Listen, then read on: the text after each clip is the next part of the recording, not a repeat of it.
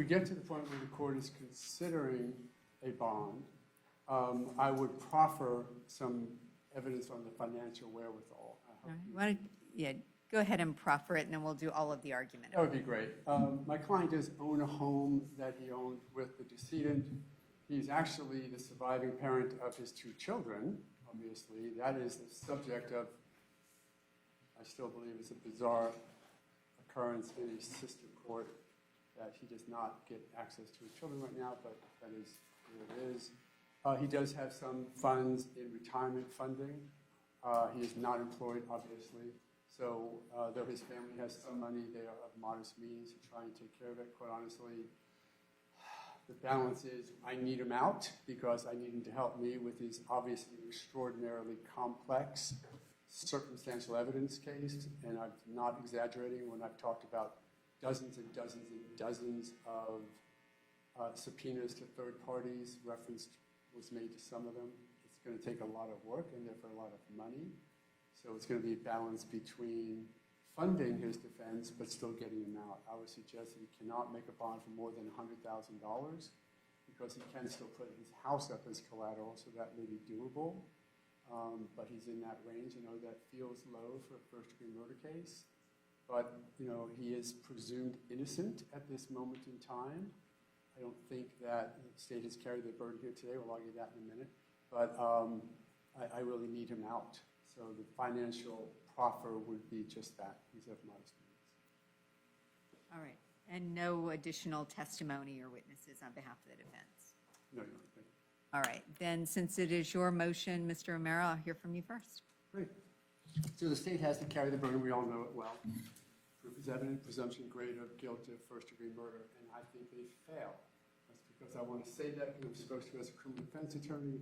There is a lot of supposition here. A decision was made that he murdered his wife, and that the investigation followed that path and that path alone all the way through till today. But there is not a lot of non-circumstantial evidence to really support this. Yes, they were getting divorced. Yes, it seems she wanted it more than he did. Yes, they were arguing. I don't know why we're talking about things like masturbation in a bond hearing, but for some reason the state thought that we should just pile on a little bit because if there's a lack of true evidence, of real concrete forensic evidence to support this, then so be it. Here's what we have in the state's best case to presume that the presumption is great. Maybe he didn't have a lot of blood when he took the daughters out of the house. Maybe he waited. Well, my counter, you heard it through the cross-examination. If you're talking about a true, absolute first-degree murderer, why not wait 3 hours to come home? Why not put your hand, why not finish your job if that's what you're doing? I know it sounds grotesque to say it that way, but that is what the state is saying. So when we look at this evidence in the cold light of day and say, what has the state proven to show you that he should be detained and his liberty taken away before any jury says it should be, because the proof is so evident and the presumption is great. Where's the confession? Where's the forensic evidence? Where is the support that this wasn't a suicide? Because I would suggest to you that in a circumstantial evidence case, such as this seems to be, then the hypothesis of innocence has to be disproven by the state. I know we're not at a jury, but nonetheless, they have to disprove what may have happened. What may have happened is just like, unfortunately, happens literally thousands of times a day, that people commit suicide because of what they're going through. Now, that's not for today to determine necessarily, but you do have to determine whether or not it is so evident that he did it, that his liberty should be taken away from him today. They should not be available to me to prepare a defense in this case. They should sit in the Orange County Jail until this is done. I don't think the state has proven their case. Where is the evidence that you can sit back and say, we got you? Where is the firearm evidence? Where is the video of the bank robbery? Where you sit back and go, O'Mara, he's not getting out because we can tell he did it. I would suggest to you that we certainly can't tell he did it to the standard before us today. which is the state's burden, and he needs to be out. The state has an extraordinarily and limited circumstantial evidence case that carries with it nothing other than supposition. The last question answered was probably the best. Give me some evidence. Do you have any evidence to support what you're suggesting happened? Well, there was 52 minutes of silence. Well, the door was locked. The door wasn't locked. Did we hear the door being broken into? The door was locked for the daughters, maybe. And then dad or mom, I have no idea, unlocked it. But we're hearing this, and we're laying this on top. And he did this, and he did that, and he took off for a day. But what does that have to do with first-degree murder? That they were having marital dispute.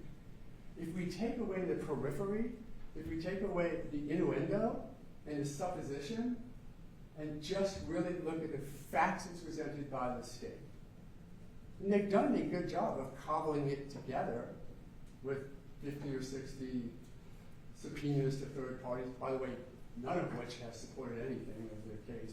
The Cellbrite. We got a lot of evidence from Cellbrite. We've heard what the result was about that. Other than that, bank statements, whatever.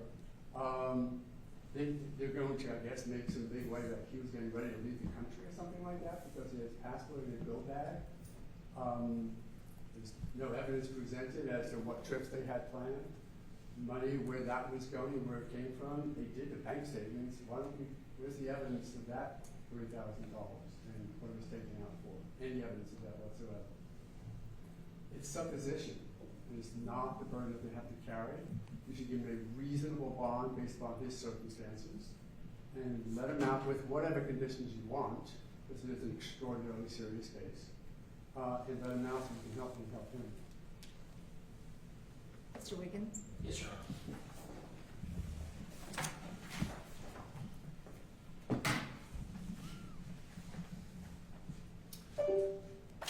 Ellie Shea was not suicidal, and that evidence is uncontroverted.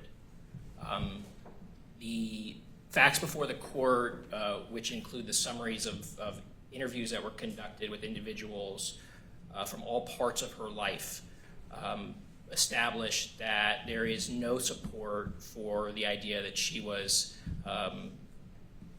in a mind state where she would have ever taken her life. And the court doesn't have to just rely on their words for it. We have a very unique situation where a little more than a month before this occurs, as a result of a suicide that happened within the agency, the court heard with its own ears Ellie say that she would never leave her girls, that she would never abandon them, she would never take the easy way out.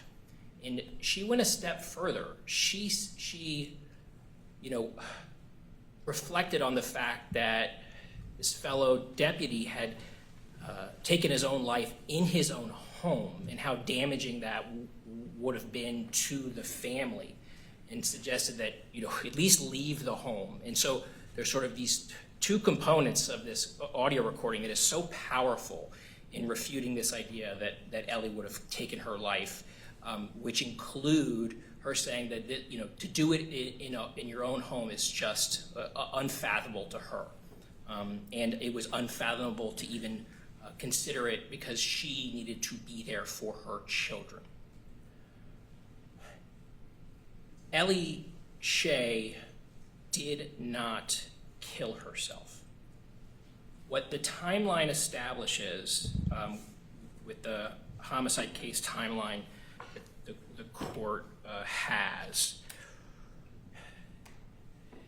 and both through this exhibit, which is an evidence, and the testimony surrounding the exhibit, and some of that, or a good portion of that, comes from the defendant because he talks about what was going on between the two of them the night before, that there was some extraordinary argument between the two of them, and they were up till 3 in the morning, apparently, according to the defendant, and you heard that the defendant is out in his car at 3 in the morning. The next morning, she calls out of work. She doesn't go into work. And At 12:46:41, she searches on her phone, "I am a cop and my husband sexually assaulted me." She is dead within 45 minutes of that search. How do we know that she was dead within 45 minutes of that search? That audio recording is direct evidence of this defendant's guilt. It's direct evidence of the fact that Ellie did not commit suicide. The defendant, in his version of events, which is discussed in the second interview, when he's asked about sort of immediately before he left the residence, he's asked, did you go in the room to say goodbye to your wife? And he says that one of the little ones went up to the door, tried to get in, it was locked, and we left. I never went inside. And then when he comes home, he says the door is open. He walks through an open door and finds Ellie. So the defendant does not put himself in the room during the period of time that the recording has begun. Because what occurs, as the court can understand through both the recording and the digital forensic extraction, is this defendant sends the Brussels sprouts text to himself, and within a second or so of that text, the recording begins. And what do you hear at the start of the recording is you hear a child in the distance. You hear a child at the door. And what you hear is you hear the defendant close to the phone, and then you hear him walk away from the phone. You hear the sound of the door opening. You hear him addressing the child, and then you hear him closing the door. So the defendant is there with the phone the moment the recording starts. That is inescapable. And this recording, both the enhanced and unenhanced version, tells that story clearly. And what the court will hear when it listens to it is what you don't hear until the defendant re-enters the room. Because Ellie has to be alive for this defendant's story to work. She has to commit suicide in the room after he departs. We don't hear a gunshot, but what you did hear before he left is the smallest of sounds within that room, the shuffling of sheets and footsteps. You don't hear a gunshot. You certainly don't hear Ellie moving around or doing anything within the room. But I shouldn't focus on that. The gun is never fired. You then hear that while the defendant is out at Publix, he schedules a counseling appointment. He has killed Eloilda Shea, and his cover-up is underway. That cover-up is the alibi that he's creating through this Brussels sprouts trip. What is interesting, and the court sees in the forensic or the timeline, is that at 12:22, this defendant made a note about getting Brussels sprouts earlier in the day. 12:22, he makes his own note about getting Brussels sprouts. And lo and behold, the text that he is purported to be sent by Ellie is a request to go get Brussels sprouts. So he's constructed this alibi. He hasn't thought it all through. Clearly, that was a mistake in the construction. But he schedules an appointment for a woman who is dead in the home. The lengths that he was willing to go to cover this up. He involves his children. He takes his children out of the house as part of this alibi that he is crafting. And then he comes home and he sends the texts about, again, to continue to set up this alibi upon his return. And those text messages are in Detective Gilberti's report. It's also in the CSI photos, and you see how he is crafting his excuse in those texts. And then he goes upstairs, the court is able to hear with its own ears this defendant enter the room. He is in the room for 51 seconds, completely silent.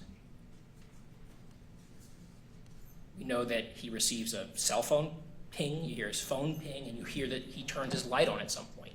Not a word, not a sound in reaction to what is before him.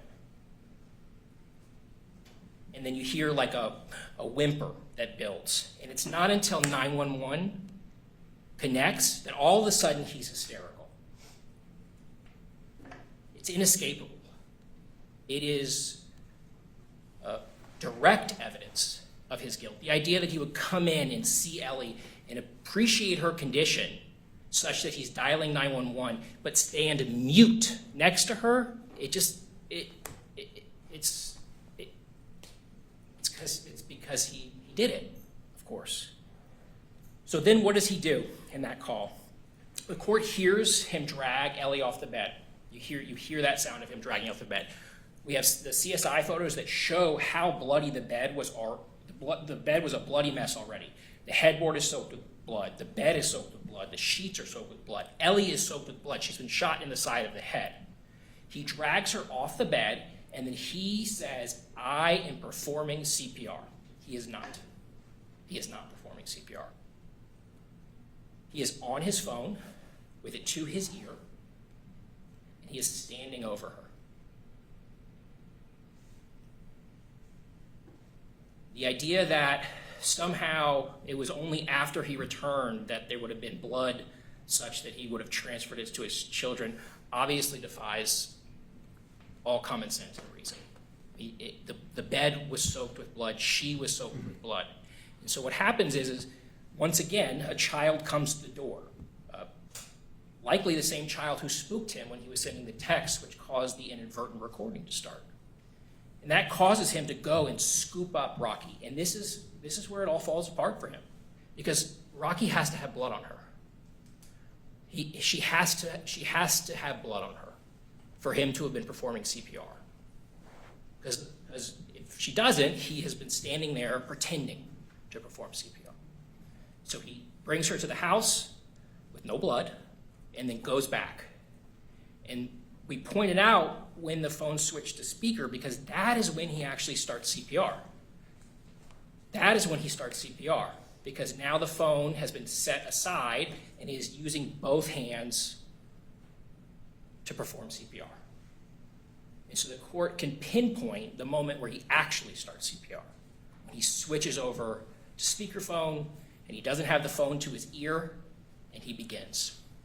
And he continues until law enforcement gets to the scene, and then he has to be pulled off. He refuses to stop CPR, although he refused to start. The defendant has been charged with tampering with evidence, in this case, in addition to the first-degree murder, because the defendant, certainly being a law enforcement officer, knew exactly how important it was for that scene to be preserved, and if it had been preserved, what the investigation could have done to reconstruct his story. And so he is part of this cover-up. He very purposefully moves her from the bed, changes the scene, repositions the gun to destroy the state and the investigation's ability to perform any sort of comprehensive reconstruction of the murder. That is a consideration both for the defendant's consciousness of guilt, but also for the court's consideration for whether it chooses to exercise its discretion if the state met its burden. This defendant, his life was falling apart. He had been fired or he had to leave the agency under disgrace. His wife was divorcing him. He was being forced out of the house. He had lost his job under circumstances that were preventing him from finding any other work. He was concerned about how he was going to support himself. In 45 minutes before she is killed, she is searching for what to do when she has been raped by her husband. So this defendant had a motive. Your Honor, there are no conditions of release that can reasonably protect the community from physical harm to persons. I think the nature of the crime itself speaks to the danger this defendant presents to the community. He murdered his own wife. The state offered the evidence concerning this earlier episode where he sort of disappears, because I think it speaks to the risk of him being at liberty, that he sort of disappeared from his family, his wife and his children at that time. There was a concern about him committing suicide during this period of time, and so the state offered that evidence to provide the court with additional basis for why it should not choose to exercise its discretion. That episode, I think, goes to that. Additionally, under Arthur, the court should consider whether release could assure the presence of the accused at trial. There is no bond amount that would ensure this defendant appears for trial. He is looking at a life sentence, and he risks nothing from fleeing from the court's jurisdiction. Additionally, the court saw in evidence that at the time of the arrest, which was 4 days after, this defendant had a backpack with $3,000 in cash, a passport, medications, and his wallet, and a laptop. That is completely consistent with an individual who wants to be prepared to leave with all items necessary to facilitate his release. He had his birth certificate in that bag. That was a bag that indicated this defendant's willingness to potentially flee the jurisdiction. I think it speaks to the risk that he presents. Additionally, Your Honor, there is no bond that could assure the integrity of the judicial process. I think that the defendant's conduct subsequent to the murder, the lengths with which he went to cover this murder up, to construct his alibi by essentially sort of enlisting his young children and constructing this alibi with this trip to Publix, the access that he would have to witnesses, and the sophistication that he would have to understand on how to influence this investigation to his benefit as a former law enforcement officer, I think is too great of a risk that this court should entertain giving him liberty such that he could somehow damage the integrity of this proceeding. And so for all of those reasons, I would ask the court to find that the state has met its burden, that the evidence in this case is overwhelming and points to only one conclusion, is that this defendant murdered her. He did so with premeditation, and he should be held to no bond.